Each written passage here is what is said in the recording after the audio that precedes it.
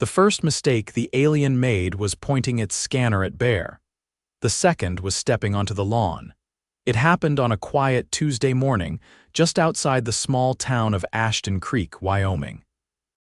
Mark Olsten had been finishing up his second cup of coffee on the porch, watching Bear the 160-pound Newfoundland lumber around the backyard in pursuit of a butterfly, when something shimmered near the edge of the woods. Mark squinted. The shimmer became a shape, the shape of figure, until it resolved into something tall, metallic blue, and very much not from this planet. Bear didn't notice.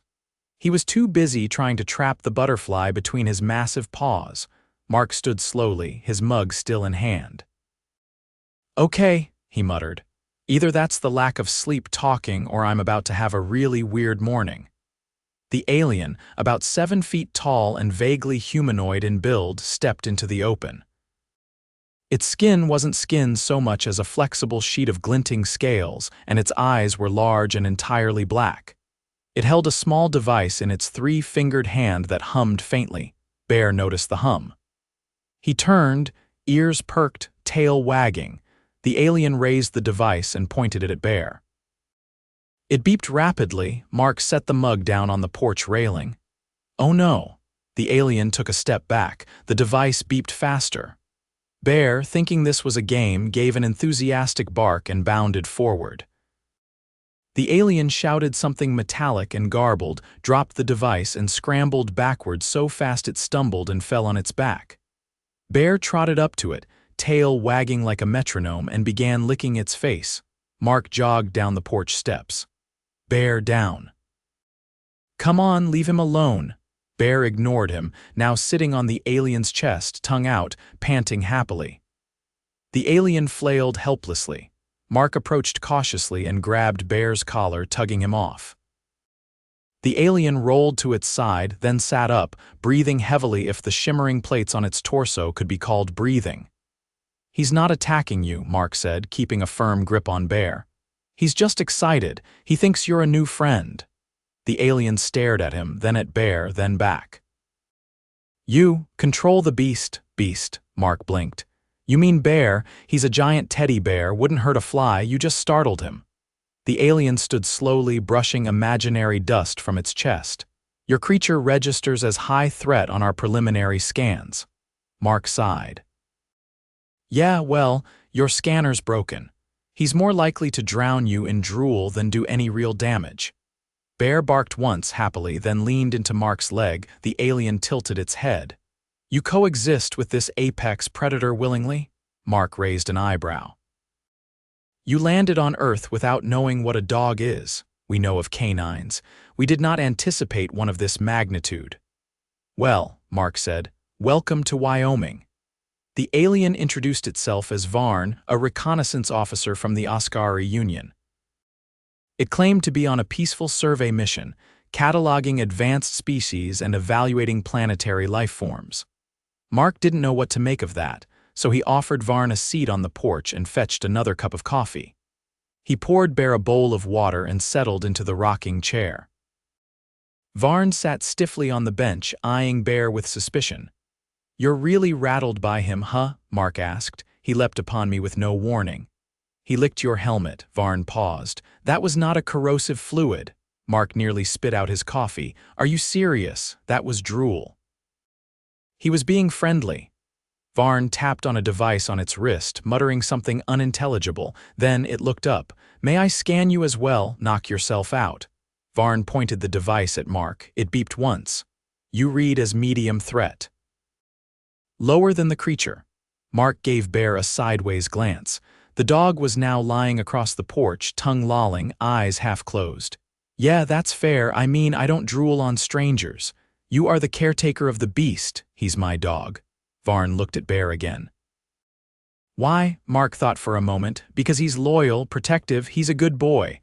Despite his size and potential for destruction, especially because of it." Varn was quiet for a long moment, then he stood suddenly. "I must report this." "To who?" "My ship is in low orbit. I was deployed for ground analysis. The presence of weaponized fauna must be noted." "He's not weaponized. He subdued me in seconds." "He sat on you." "That was enough." Mark sighed. Look, if you really want to understand him, stick around, spend some time with us. You'll see he's just a big baby. Varn hesitated. I will require proper lodging and environmental calibration. Mark gestured toward the guest cabin next to the barn. It's not fancy, but it has power and running water. That work, Varn nodded sharply. Acceptable? Mark looked down at Bear. What do you think, buddy? We got ourselves a house guest. Bear thumped his tail against the wood. That night, Mark made chili, which Varn declined. Bear didn't. He snuck 2 spoonfuls when Mark turned his back, then burped loudly. Varn jolted. He consumed your sustenance. He does that. It's why I don't leave food unattended. Does he consume metal? No. What kind of dogs do you think we have? Some species ingest minerals for digestion. Well, Bear eats socks. Varn blinked. Socks, the things that go on your never mind. Look, you'll learn. The next morning, Varn set up a small scanning array in the field behind the house. Bear, curious, trotted over and sniffed it. Varn froze, visibly tense. Mark called from the porch. He's just checking it out. Bear gave a soft huff and curled up next to the array.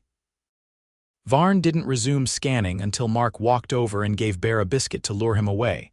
Later that afternoon, Varn asked, Have there been incidents with Bear? Not really. He chased a mail truck once. For what purpose? Mark shrugged. He hates the engine sound. Varn shook his head slowly. This is not a creature of logic. Nope, he's a creature of love. Over the next week, Varn watched Bear like a hawk.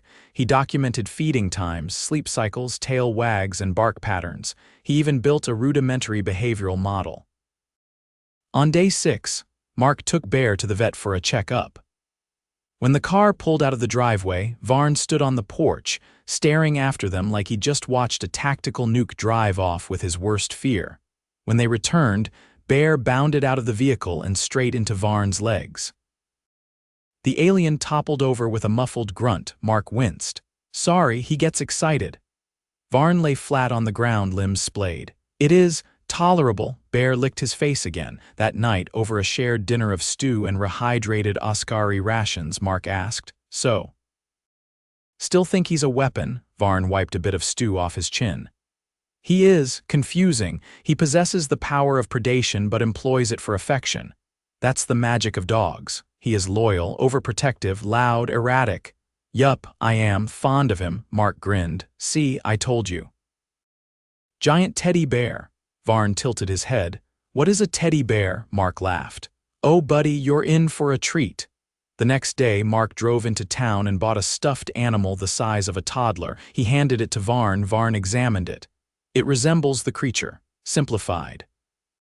Soft. Exactly, it's a toy, something kids cuddle with. Varn stared at it, then at Bear, then back. So, your species has created a cultural icon based on this apex creature. You're catching on. Varn looked at the toy again. Your species is either fearless or deeply irrational. Mark shrugged. Bit of both. That night, Bear fell asleep with his head on Varn's foot. The alien didn't move for 2 hours. When the Ascari retrieval vessel came down 3 days later, Varn stood at the ramp for a long time before boarding. He looked back at Bear, who was sitting patiently by the barn. I have updated our threat models, Varn said. The creature is no longer classified as high risk. Mark nodded. Glad to hear it. I described him as emotionally disarming. Potentially weaponizable in morale warfare. Mark blinked.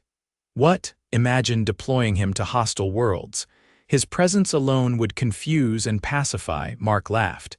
He'd need a lot of snacks. Varn gave a slow nod. I will recommend it.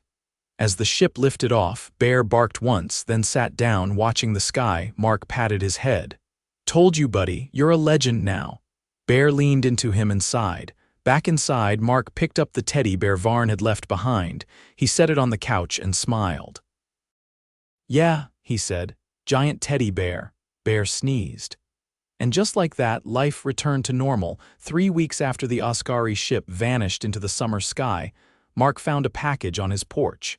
It hadn't come by truck, drone, or mail carrier. There were no tire tracks, no footprints, no sound. Just a 6-inch cube sitting neatly on the welcome mat like it had always belonged there. Bear sniffed it once, sneezed, then padded over to the porch swing and curled up. Mark turned the cube over in his hands. It was smooth, matte black, and completely featureless. No buttons, no seams. Just weighty enough to feel deliberate, he held it at arm's length. If this explodes, I'm haunting that shiny lizard. The cube blinked once. Mark flinched, nearly dropping it. All right. Definitely alien. The blinking resolved into a circular pulse, and then a projection shimmered up from the top, a three-dimensional image of Varn's upper torso, flickering slightly in the morning light. He looked tired, less metallic. As if the projection failed to catch all the refraction patterns in his scales. "Mark of Ashton Creek," Varn's voice said without preamble, "your insight has proven unexpectedly valuable. The High Directive has authorized an observational return mission. I have volunteered to lead it." The image paused, then continued. "We will arrive in 6 planetary rotations. Please ensure the safety of the creature until then. Supply list follows." The projection shifted. A long list of symbols scrolled upward, some of them vaguely resembled tools, others looked more like fruit. At the bottom, a blinking glyph that might have meant acknowledge. Mark held the cube up to his face. 6 days to prep for a house full of aliens. "Great," Bear lifted his head, ears twitching. "No, you're not in trouble," Mark muttered. "You're the guest of honor." On the 4th day, a black SUV pulled up the gravel drive, kicking up a cloud of dust. Mark was fixing the hinges on the barn door and almost didn't notice until the tires crunched to a halt beside him. 2 men stepped out, both in plain clothes, but with the unmistakable posture of people who never fully relaxed. The taller one spoke first. "Mark Olsten," Mark nodded, wiping his hands on a rag. "You boys from the city or just lost?" The second man smiled thinly. "We're with a consultation group. Heard you had an off-the-books visitor last month." Mark didn't blink. "Neighbor's llama got loose. Wandered around for an afternoon. Llamas don't leave bismuth residue." Mark raised a brow. "You test my porch, we test a lot of things." "Well, you didn't find anything you weren't supposed to." The taller one stepped closer. "We're not here to cause problems. We're just making sure this place isn't about to turn into a landing strip." "Too late." They exchanged a look. Mark crossed his arms. "Look, if you're here to tell me not to talk to aliens, you'll have to get in line behind the dog. He's been lobbying for more playdates." The shorter one pulled a small silver case from his jacket and opened it. Inside were 4 vials and a sterile syringe. "Then at least let us do a health screen. You've been in contact with unknown biologicals." Mark hesitated. "Fine. But you're not poking the dog." "No animals," the man said. "Just you." Mark sat on the porch step while they drew blood, took a cheek swab, and scanned his eyes with a handheld device that beeped 3 times and then shut itself off. "You're clean," the taller one said after glancing at the readout. "No unexpected markers, no parasitic anomalies. You're lucky. Or they're just not sloppy." They didn't respond. They packed up without another word, left the same way they came, and never asked about the cube. On the 6th day, just before dusk, the clouds above the pasture folded inward like someone had peeled back the sky. A ship appeared not sleek or symmetrical like in movies, but layered and asymmetrical, like it had grown in orbit rather than been built. It hovered silently, then deployed 4 angular pods that floated down and landed in a staggered arc behind the barn. Bear barked once, then sat down and stared. Mark took a long breath, adjusted his hat, and walked out to meet them. The pods opened with a hiss. Varn stepped out of the first, followed by 3 other aliens, none of whom looked remotely like him. One was short and covered in translucent plates that shimmered with internal light. Another had limbs that bent in too many directions. The third floated above the ground entirely, its face obscured by a shifting veil. Varn gave a curt nod. "We have returned as promised." "I see that," Mark said. "You brought friends." Varn gestured to each. "This is Kren, biologist, Jjot, behavioral analyst, and Ura, cultural translator." Ura's veil shifted color in response, a soft gradient of greens and yellows. Bear approached cautiously, tail low but wagging. Kren backed up. "Is that the specimen?" Mark nodded. "He's not going to bite." "Unless you're made of bacon." Jayjot bent its top limb at an angle that looked physically impossible, then extended a small panel toward Bear. The panel lit up. Bear sniffed it, sneezed, and licked it once. Jayjot made a sound like a deck of cards being shuffled. Unexpected tactile engagement. That's how he says hello. Ura floated closer, veil flickering. "Your species allows unsupervised physical contact during first interactions." Mark scratched his neck. "Well, not usually, but he's got good instincts." Kren circled Bear slowly. "He lacks defensive posture, no hair elevation, no growling. He is either extremely confident or extremely unaware." "He's a dog," Mark said. "He likes meeting new people, even weird ones." Varn stepped forward. "We wish to observe him in a natural setting." "Where does he conduct his primary activities?" Mark pointed toward the creek bed. "He likes the water, you'll see." They followed Bear down the worn path to the stream that ran behind the property. The sun was low, casting long shadows over the grass. Bear waded in immediately, splashing around with all the grace of a moose on roller skates. He barked at a frog, then tried to chase it, slipped and landed face first in the water. Jayjot tilted sideways. "This is your apex." He's not trying to impress anyone. Ura's veil rippled. "He exhibits no concern for self-preservation." "Nope." Kren knelt by the water, collecting samples. "The bacteria here are aggressive. How does he avoid infection?" "Immunity," Mark said. "Or maybe he just got lucky." "He's been drinking this water since he was a pup." Varn observed silently for a moment, then said, "Your species cultivates these creatures despite their unpredictability." "They're not unpredictable," Mark said. "You just don't speak their language." Ura floated closer. "Then teach us." The next 3 days were a whirlwind. Bear became the centerpiece of an impromptu alien field lab. They recorded his gait, his vocalizations, his reactions to different scents. They offered him objects made of various materials, some soft, some metallic, one that wobbled like gelatin. Bear ignored most of them in favor of Mark's socks, which he stole from the laundry pile with surgical precision. Jayjot was fascinated. He prioritizes familiar human textiles over unknown stimuli. He likes what smells like home. Ura cataloged everything, her veil shifting into increasingly complex patterns. Kren created a chart titled Voluntary Ingestion Behaviors that included, among other things, a pine cone and a crumpled grocery receipt. On the final evening, as the sun dipped low and the sky turned copper, Bear curled up on the porch with his head on Mark's boot. The aliens gathered around, each holding their own version of a data recorder. Varn crouched beside them. "He is not what we expected."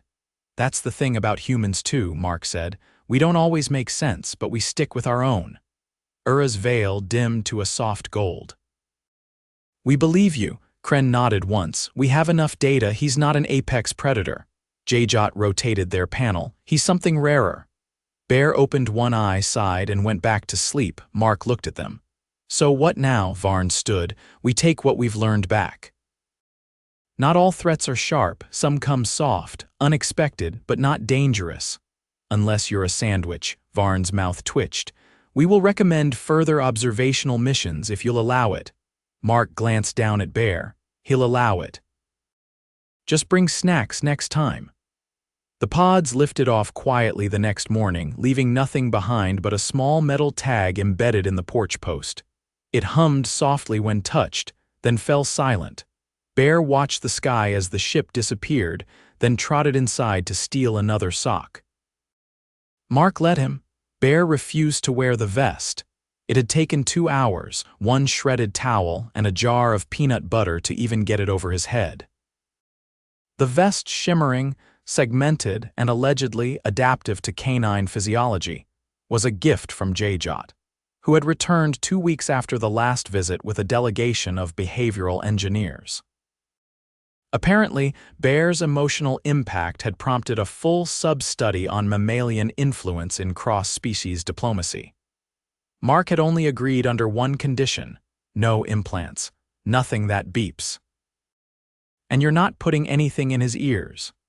This is strictly observational, Jot said, holding the vest aloft like a ceremonial robe. It translates stress levels into color, no invasive components, no distress signals. Just data.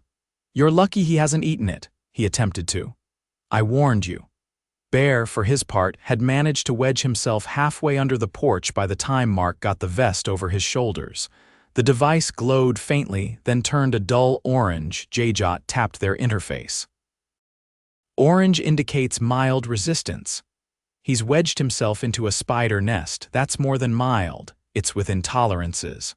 Mark crouched beside the porch. Come on, Bear. No one's gonna poke you. Just wear it for a little while and we'll go down to the creek. Bear didn't move. The vest shifted magenta. Jot's panel chirped. Emotive spike, possibly indignation, possible. Mark scratched his head. He hasn't come out since you tried to fit that helmet on him last time.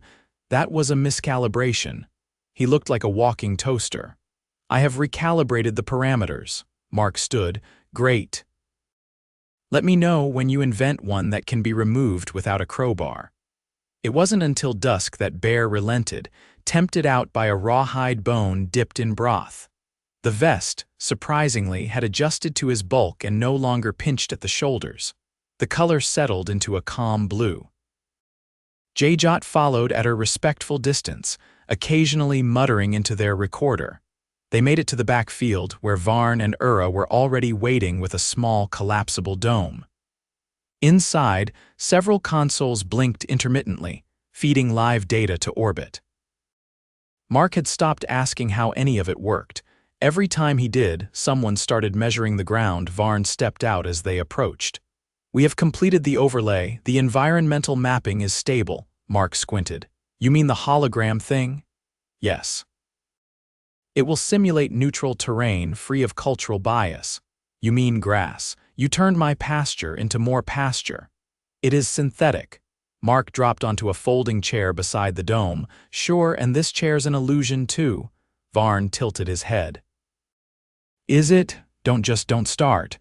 Hovered closer, veil a soft teal. We have a final query regarding your species' bond with this creature. You've been here 3 times. We require clarification. On what? Gestured toward Bear, who was now flopped on his side, tongue lolling, the vest pulsing a sleepy green. Why do you allow emotional vulnerability toward a being with limited cognitive return? Mark blinked. Cognitive return. Yes, he provides no strategic advice. He cannot solve complex problems. He lacks tool use. He also doesn't judge me, doesn't lie, and doesn't disappear when things get hard. That is not an answer. It's the only one that matters. Paused. We do not understand. That's okay, you don't have to. Bear gave a soft snore. The dome recorded it as a non-verbal contentment signal. Several minutes passed in silence while the aliens reviewed readings. Mark leaned back, watching the simulated stars flicker above the dome. They looked identical to the real ones. Varn stepped over. There is one remaining protocol. A cross-sensory empathy test. Mark sat up. What does that mean? You experience what the creature perceives, temporarily. You want me to think like Bear? No. You will feel what he feels. That sounds risky. We have calibrated it for safety. I've heard that before. Varn gestured to the dome's interior. A padded seat had been extended, connected to a thin circlet lined with metallic threads. Mark eyed it. It's not gonna fry my brain, is it? No, or make me bark at mail trucks. That is unlikely. Bear lifted his head as Mark stepped inside. The vest flickered yellow. He doesn't like it, Mark said. He senses your hesitation. I sense my hesitation. They settled Mark into the seat. The circlet was surprisingly light. As it touched his scalp, a hum filled the air, low and rhythmic. There was no blinding flash, no sudden jolt, just a gradual shift like falling into warm water. Then everything changed. He became aware of the field through scent, first not as individual smells, but as layers of meaning. The wind carried familiar traces: dry hay, damp earth, the distant musk of deer. Each one felt personal. Intimate, his hearing sharpened.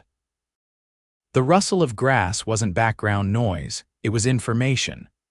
The soft shift of Jajot's limbs, the whir of Ura's hoverfield, even the faint tremble of Varn's breath, it all registered. But the most overwhelming sensation was trust.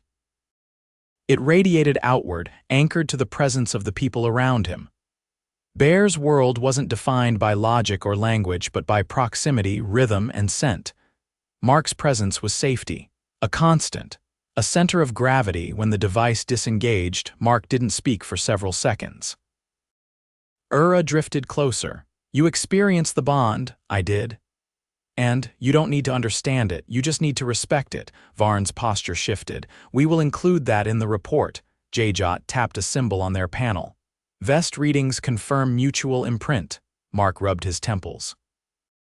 "No offense, but I don't think I want to experience that again. It's a lot. The device will be decommissioned after this." "Good." Bear trotted over, sniffed Mark's knee, then sat heavily against his leg. Ura's veil dimmed. "We have concluded the study." "That mean you're done poking at him?" "Yes. Even if he eats your equipment, we have accepted the risk." "Then we're good." The dome retracted slowly, its panels folding in like petals. The consoles powered down. Varn turned toward the retrieval pod, then paused. "We will not return." Mark stood. "Why not?" "The directive has been fulfilled. The creature is not a threat. The bond is stable. There is no further ambiguity." "You're still calling him the creature?" "It has become a term of endearment." Bear yawned loudly. Jajot packed the vest into a sealed container. "It will be archived." Mark looked down. "He's gonna miss the attention." Ura hovered slightly lower. "We will miss him as well. He is uniquely disarming." "I could have told you that." "You did." As the pods lifted into the evening sky, Mark stood in the fading light with Bear at his side. The field was quiet again. No humming panels, no blinking lights. Just the rustle of leaves and the distant call of a hawk. Bear nudged his leg. Mark looked down. "Yeah, buddy, you did good." Bear wagged once, then wandered toward the house. Mark followed, pausing only once to glance back at the sky just in case, but nothing shimmered. Nothing blinked. Just stars, and that was enough.